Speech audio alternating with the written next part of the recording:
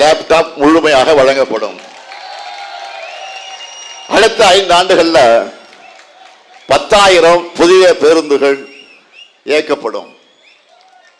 அதே போல அனைத்து சட்டமன்ற தொகுதிகளில் இருக்கக்கூடிய முதல்வர் படைப்பகங்கள் எல்லா சட்டமன்ற தொகுதிகளிலும் அமைக்கப்படும். அது மட்டுமல்ல, தென் மாவட்டங்களுக்கான ஒரு சிறப்பு வளர்ச்சி திட்டம் செயல்படுத்தப்படும்.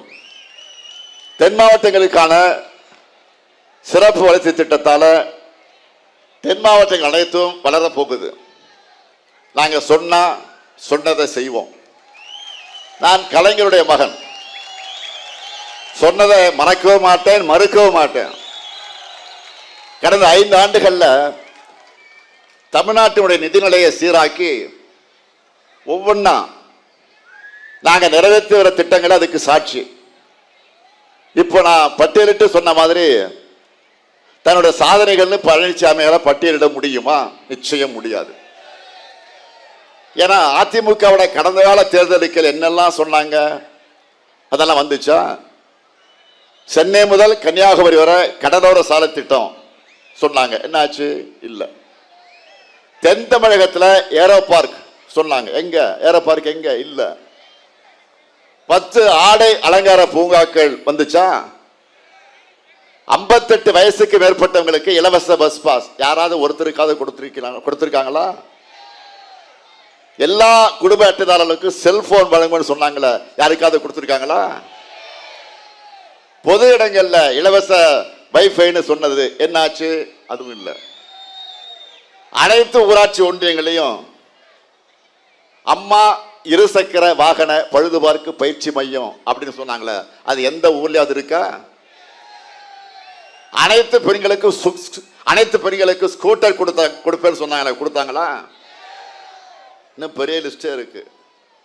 இன்னும் சொல்லணும்னா, ஏற்கனவே செயல்பாட்டில் இருந்த திட்டங்களுக்கு கூட முழு விழா நடத்துறவங்க தான் அதிமுக, உதவாக்கர பழனிசாமி.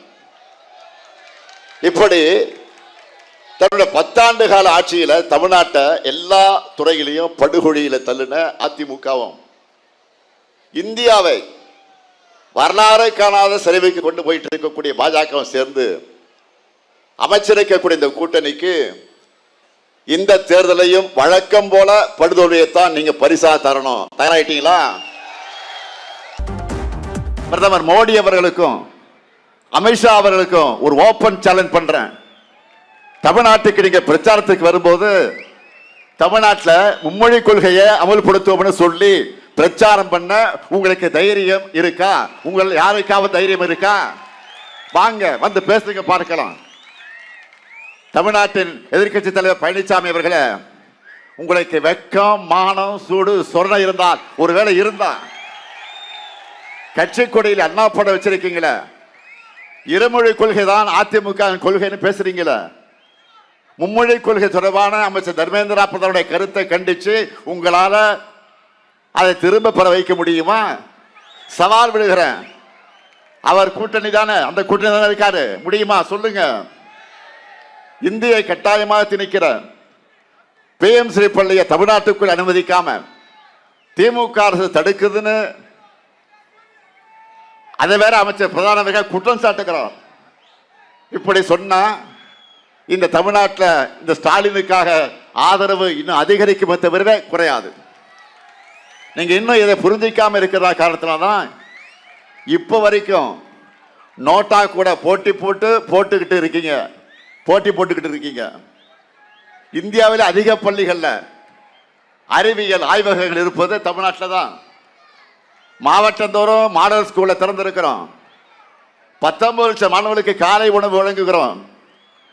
எல்லா பள்ளிகளையும் ஸ்மார்ட் வகுப்பு அமைச்சிருக்கிறோம். இப்படிப்பட்ட தமிழ்நாட்டிலையா கல்வித்தரம் சரியில்லை? எங்க வந்து என்ன பேசிக்கிட்டு இருக்கீங்க? நான் தமிழ்நாடு அணி வெர்சஸ் டெல்லி அணின்னு சொல்லும் போதெல்லாம் ஏன் அப்படி சொல்றீங்கன்னு பழனிசாமி கேட்பாரு. இப்ப புரியுதா நான் ஏன் அப்படி சொல்றேன்னு? பழனிசாமி போன்றவர்களை விட்டா தமிழ்நாட்டை டெல்லி தான் ஆட்சி செய்யும். நாம் என்ன மொழி படிக்கணும், எத்தனை மொழி படிக்கணும், என்ன சாப்பிடணும்னு நாம முடிவு பண்ண முடியாது. டெல்லியில் இருக்க ரிமோட் கண்ட்ரோலை அழுத்தி அதுக்கு ஏற்ற மாதிரி இங்க இருக்க அதிமுக ஆப்ரேட் பண்ணுவாங்க. ரிமோட்ல அங்க ஆப்ரேட் பண்ண இங்க பழனிசாமி ஆடுவார். இப்படிப்பட்ட சீரழிவை ஏற்கனவே 4 ஆண்டு காலமாக பழனிசாமி பேர்ல நடந்த பாஜகவோட பிராக்சி ஆட்சியில தமிழ்நாடு பார்த்துடுச்சு. இப்போ இனி அப்படி நடக்க விட மாட்டோம்.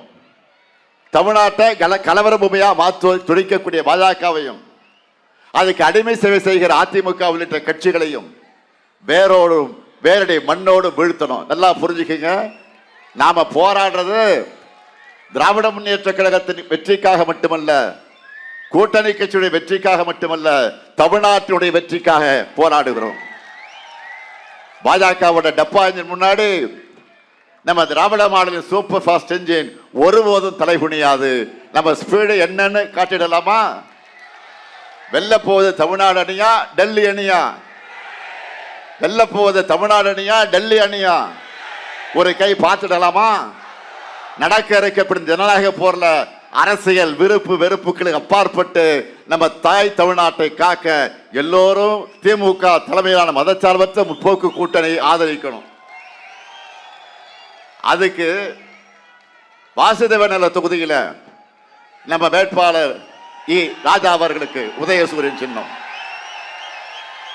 தென்காசி தொகுதியில நம்ம வேட்பாளர் கலைக்கதிரவன் அவர்களுக்கு உதயசூரியன் சின்னம், ஆலங்குடி